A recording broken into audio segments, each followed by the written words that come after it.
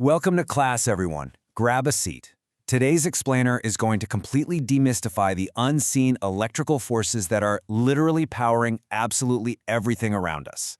I'm talking about everything from that smartphone sitting in your pocket to the massive power grids spanning the entire globe.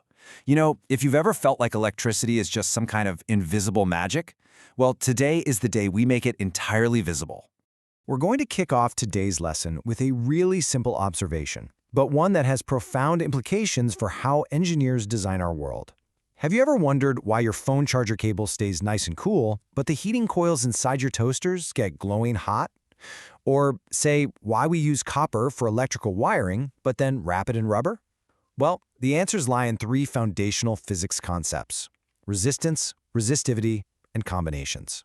So here is our lesson plan for today's explainer.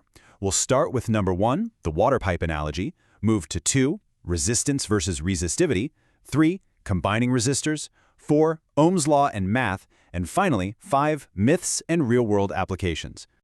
All right, let's dive right into section 1, the water pipe analogy. Before we get into any dry textbook definitions, we really need to visualize electricity using an analogy that makes these invisible electrons entirely visible to us. Think of electricity flowing through a wire exactly like water flowing through a pipe. The water itself, that represents the electric current. The pipe is our wire, and the water pressure pushing that water through, that is our voltage. Now, if you force that water through a very narrow pipe, it restricts the flow, right? That narrow pipe acts exactly the way high electrical resistance restricts current.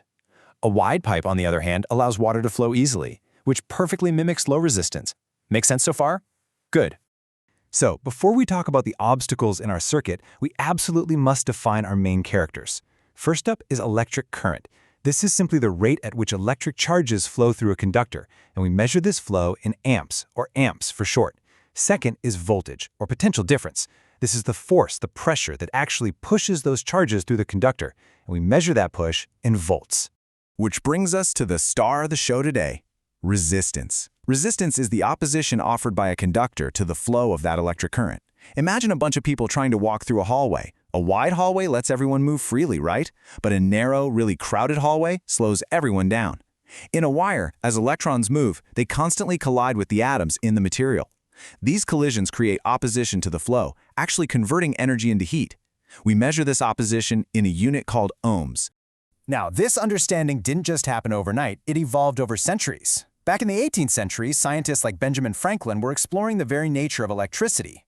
But the huge breakthrough came in 1827 when German physicist Georg Simon Ohm published his work linking voltage, current, and resistance.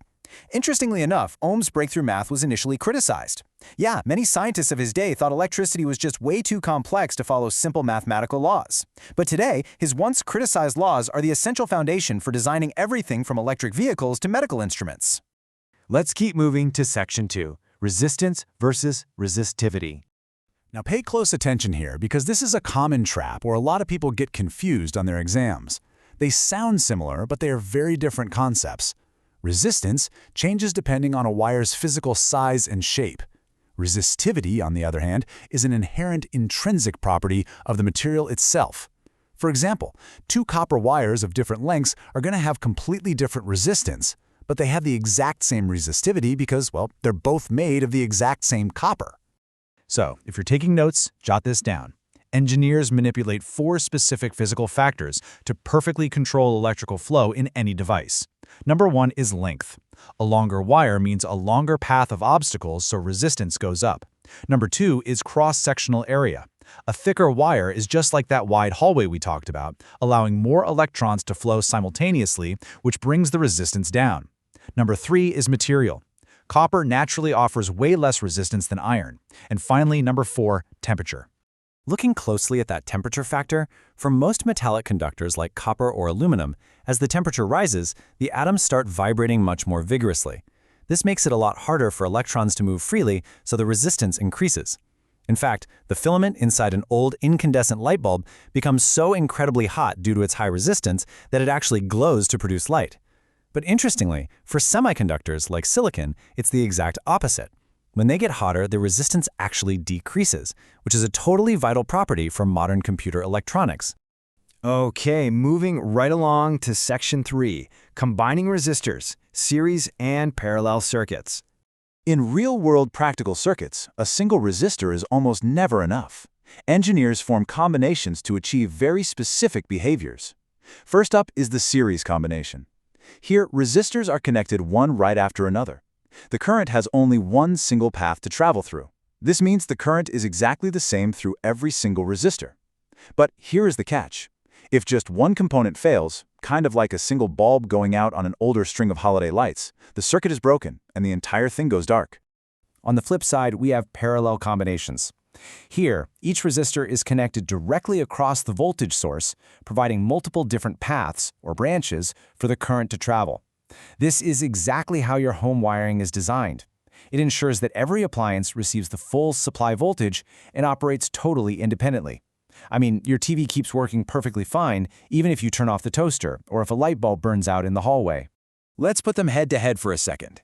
In a series, voltage divides across the components, and total resistance adds up and increases. But in parallel, the current divides into branches, while the voltage stays the same across all of them. And notice this highly surprising fact, and I can almost guarantee this will be a trick question on a test someday. Adding more resistors in parallel actually decreases the total equivalent resistance of the circuit. You are opening up more paths for the electrons to flow, making it easier overall.